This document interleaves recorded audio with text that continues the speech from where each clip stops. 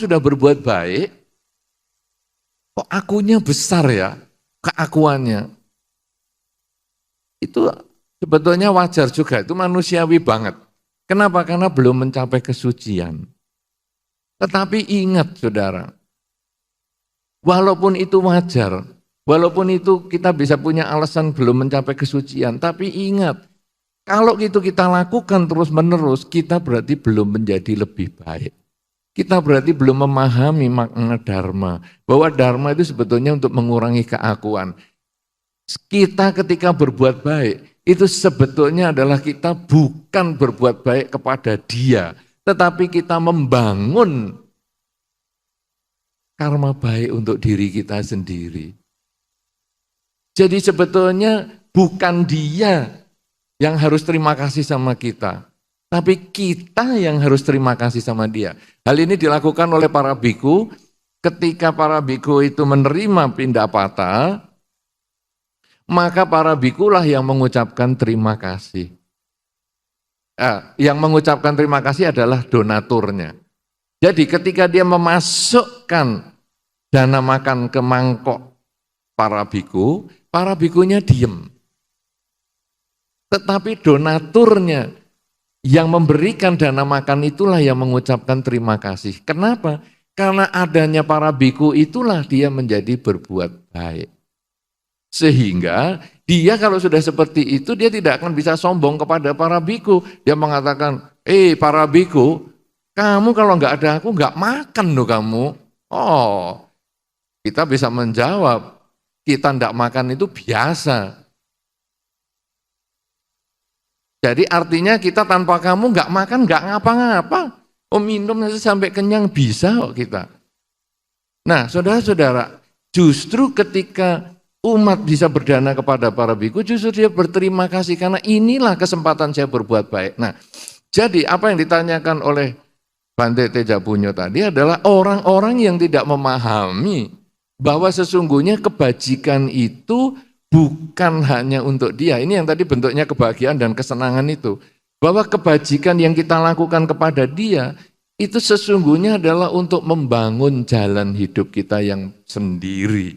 Ya, karena itu tadi saya sampaikan kebahagiaan itu gimana? Ketika kita mengembangkan kerelaan, kemoralan dan konsentrasi itu untuk kebahagiaan dia, tapi juga untuk kebahagiaan kita sendiri. Sehingga ketika kita meninggal dunia itu, kata-katanya di dalam sambutan terakhirnya adalah semoga dengan kebaikan yang dilakukan semasa hidupnya mendiang akan berbahagia di alam kelahiran yang sekarang. Jadi bukan mengatakan semoga dengan banyak yang ditolong di luaran itu sampai dibelikan peti mati ada 7 dan lain sebagainya, semoga mendiang berbahagia. Tidak pernah ada kata-kata itu. Artinya apa? Manusia secara sadar, di bawah sadarnya dia sebetulnya memahami bahwa sesungguhnya kita membutuhkan pihak lain untuk mengembangkan kebajikan. Jadi ketika saya duduk di sini, sesungguhnya saya berterima kasih kepada Anda yang Anda hadir di sini. Karena ketika Anda hadir di sini, saya bisa duduk di sini dan ngomong seperti ini. Coba kalau Anda tidak hadir di sini, di ruangan ini kosong, terus saya duduk di sini ngomong, kira-kira saya bisa dipegang sini, mungkin anget atau apa nanti. Karena itu saudara-saudara, saya yang harus berterima kasih kepada Anda. Kalau saya yang berterima kasih kepada Anda, lalu untuk apa saya sombong? Saudara-saudara, saya pernah satu ketika membawa seorang yang, kalau tadi Romo Suryo sudah pernah tahu ke Bodigiri belum? Terakhir kapan? Tahun lalu ya. Nah tahun lalu, saya mengajak orang yang badannya besar sekali. Wah itu badannya besar betul. Kemudian saya ajak sampai ke Dhammasala atas. Kemudian saya suruh lihat ke bawah ke candi dan sebagainya. Saya ngomong sama beliau, Pak, lihat di bawah itu. Truk cuman kelihatan kecil. Itu batu satu truk, di situ cuman sejimpit saja.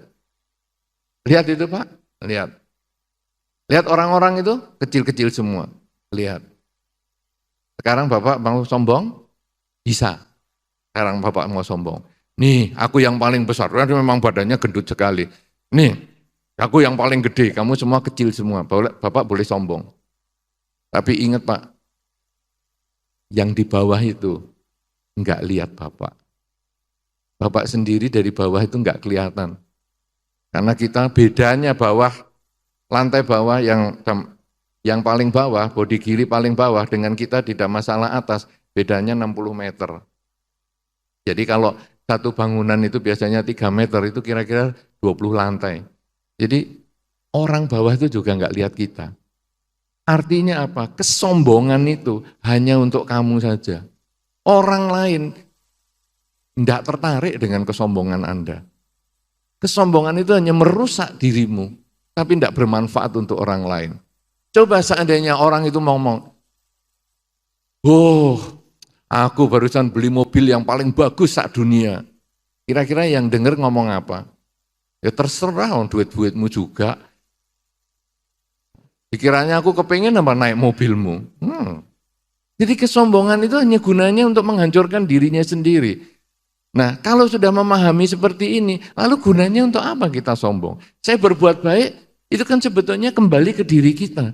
Jadi bukan kamu harus terima kasih dong karena saya sudah berbuat baik. Bukan. Nah, ini yang kadang-kadang keliru di dalam masyarakat itu. Bahwa ketika saya berbuat baik, maka orang itu harus berbuat baik juga sama saya. Bukan. Ketika saya berbuat baik, maka sesungguhnya orang itu adalah sarana saya untuk berbuat baik. Karena kembali kebaikan itu sebetulnya saya bangun nasib saya sendiri. Kalau sudah bisa begitu, baru kesombongannya berkurang. Tapi kalau belum bisa begitu, renungkan saja kata-kata ini. Sampai akhirnya Anda memahami bahwa sesungguhnya orang lain itu sangat berjasa untuk mengembangkan diri Anda. Bukan Anda yang berjasa untuk mereka. Walaupun orang-orang tadi, para pendiri itu membangun wihara, membangun sekolah, membangun apa saja. Kalau nggak ada yang datang, apa gunanya bangunan? Nggak ada. Tapi ada yang datang, berarti kita harus terima kasih sama yang datang. Kalau sudah terima kasih yang datang, apa gunanya kita sombong? Karena kita tanpa mereka, kita bukan apa-apa.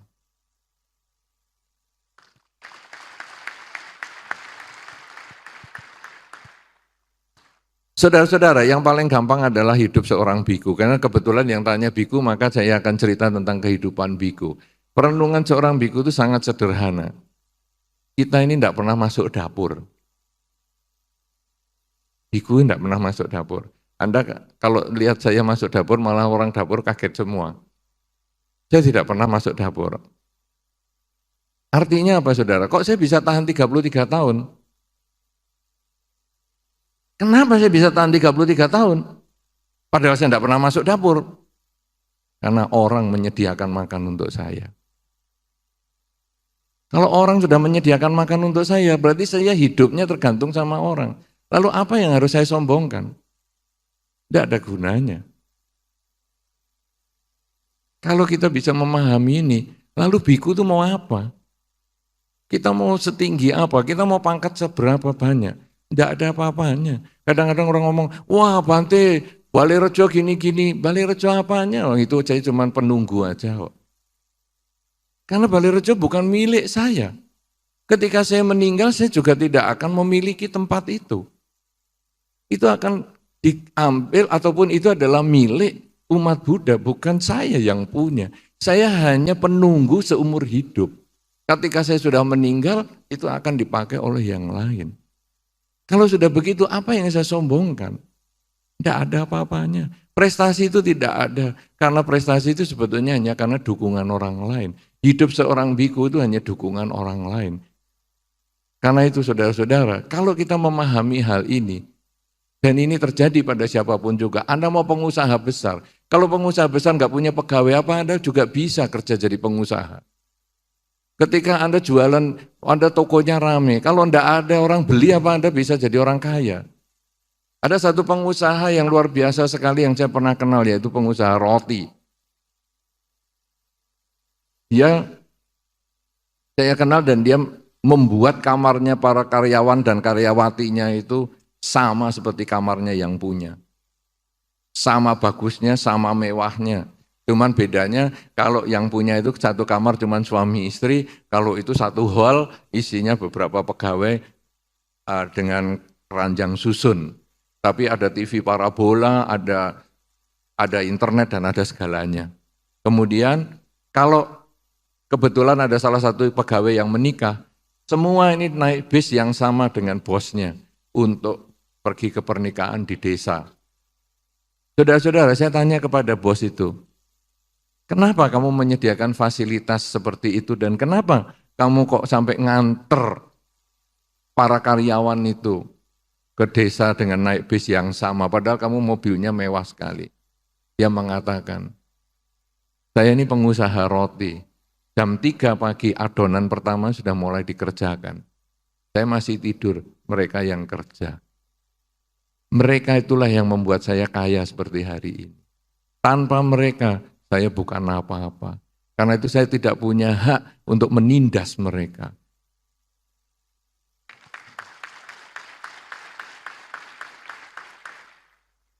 Mereka adalah mitra kerja saya. Karena itu ketika mereka ada yang menikah, saya akan datang ke tempat mereka dengan naik bis yang sama karena mereka adalah mitra saya.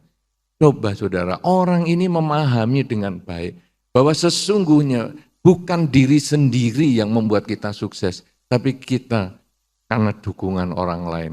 Kalau kita memahami ini, apa tuh gunanya kesombongan yang justru menghancurkan diri kita sendiri?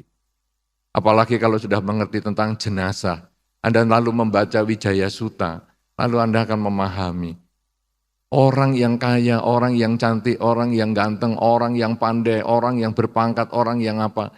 Akhirnya semua itu hanya jadi jenazah. Kalau sudah akhirnya jadi jenazah, yang busuk, yang dimakan ulat, dimakan cacing, yang akhirnya juga hanya menjadi tengkorak, yang akhirnya juga lapuk, dan akhirnya menjadi serbuk.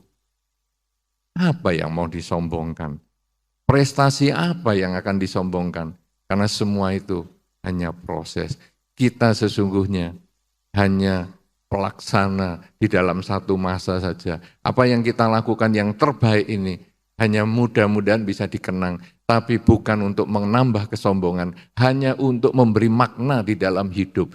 Sudahkah saya dilahirkan oleh orang tua saya itu bermanfaat? Apakah saya ini justru memalukan orang tua saya? Ketika saya menjadi biku, saya meminta izin kepada orang tua. Dan orang tua saya tidak sulit untuk melepas, saya hanya ngomong. Orang menjadi biku kan menjadi orang baik. Menjadi orang baik, kok ditangisi? Kalau saya menjadi penjahat, apa kamu lebih senang? Ya sudah, kamu jadi biku. Kata-kata itu yang merupakan janji bagi saya. Bahwa saya menjadi biku, saya harus menjadi baik. Kemudian saya menerima dana makan dari orang, berarti saya juga harus baik sama orang. Karena kalau saya bisa jalani dengan baik menjadi biku, maka orang yang berdana kepada saya akan merasakan manfaatnya. Kalau sudah demikian ini, kita lalu menyadari hidup kita sangat tergantung orang lain. Contoh saya adalah sebagai biku, tapi siapapun di antara Anda, tadi juga Bante Teja sudah sampaikan, kita semua tergantung sama orang lain. Anda lahir kalau enggak tergantung ibu Anda, siapa yang melahirkan Anda? Puser Anda itu adalah tanda bahwa ibu Anda mengandung. Apakah Anda kenal dengan ibu Anda atau tidak, itu enggak urusan. Tapi puser Anda, itu adalah hubungan Anda dengan ibu Anda. Siapa di sini yang enggak punya wudel? Iya toh? Semua punya puser, berarti semua punya ibu. Apakah Anda kenal ibu atau tidak, itu enggak pusing. Tetapi itu jasanya ibu yang sudah membuat Anda terlahir sebagai manusia. Jasanya ibu dan bapak yang membuat Anda terlahir sebagai manusia dan mengenal dharma. Kalau sudah demikian, itu mereka yang berjasa. Anda sekolah, ada gurunya. Anda menjadi biku, Anda menjadi pengusaha, Anda menjadi apa. Semua itu ada orang lain yang mendorong Anda untuk maju. Karena itu kesombongan hanya menghancurkan diri sendiri, tidak bermanfaat untuk orang lain.